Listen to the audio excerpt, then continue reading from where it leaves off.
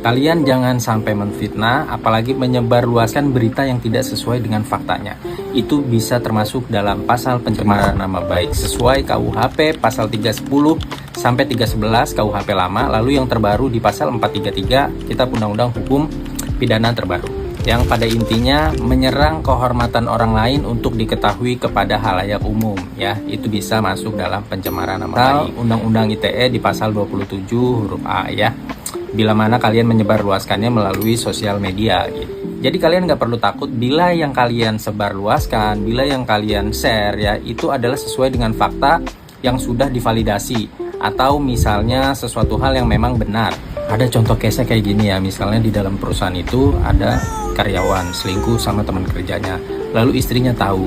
Nah, setelah istrinya mengumpulkan data, istrinya meneror sosial media perusahaannya. Perusahaannya ini tidak merespon hal negatif dari si istrinya yang melakukan teror itu. Ternyata di dalam perusahaan tersebut sudah biasa terjadinya perselingkuhan antar karyawan. Lalu istrinya hopeless lah, tidak melakukan lagi teror-teror tersebut karena udah capek. Gak berapa lama kemudian si suaminya ini membujuk si istri untuk rujuk, dan ternyata memiliki tujuan negatif untuk menghapus segala bukti yang dimiliki sama si istrinya. Setelah dihapus, ternyata si suaminya langsung mengajukan gugatan perceraian.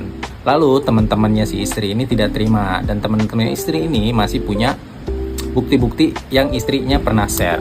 Lalu teman-temannya ngambil inisiatif untuk memberikan rating 1 terhadap perusahaan tersebut di tempat suaminya bekerja. Nah, setelah melakukan review bintang 1 di perusahaan suaminya, kantor tersebut ternyata dapat notifikasi, ya, bahwa ada review jelek. Akhirnya ditelusuri. Setelah ditelusuri, ternyata terjadilah bukti ada perselingkuhan antar karyawan yang menyebabkan istrinya ini sakit hati.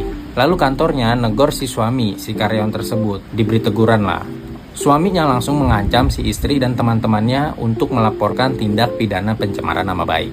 Ini tidak bisa dilaporkan tindak pidana pencemaran nama baik karena ini adalah bukti nyata atau sesuatu berita yang memang benar. Setelah tidak bisa dilakukan pelaporan pencemaran nama baik oleh si suaminya, akhirnya suaminya dapat sanksi tegas dari perusahaan. Itu perusahaannya meng-cut atau men-terminate si suami berserta selingkuhannya. Jadi buat kalian tidak perlu khawatir, tidak perlu was-was bila yang kalian sebarluaskan, bila yang kalian ceritakan ke orang lain itu adalah fakta dan atau untuk menjaga diri atau untuk membela diri kalian. Kalian tidak akan bisa dilaporkan tindak pidana pencemaran nama baik. Begitu juga Undang-Undang ITE di pasal 27 huruf A, ya. Kira-kira sharing singkat gitu aja dari pengacara Jabodetabek. Selanjutnya kalian mau bahas apa lagi? Silahkan tulis di komen. Terima kasih, salam pengacara Jabodetabek.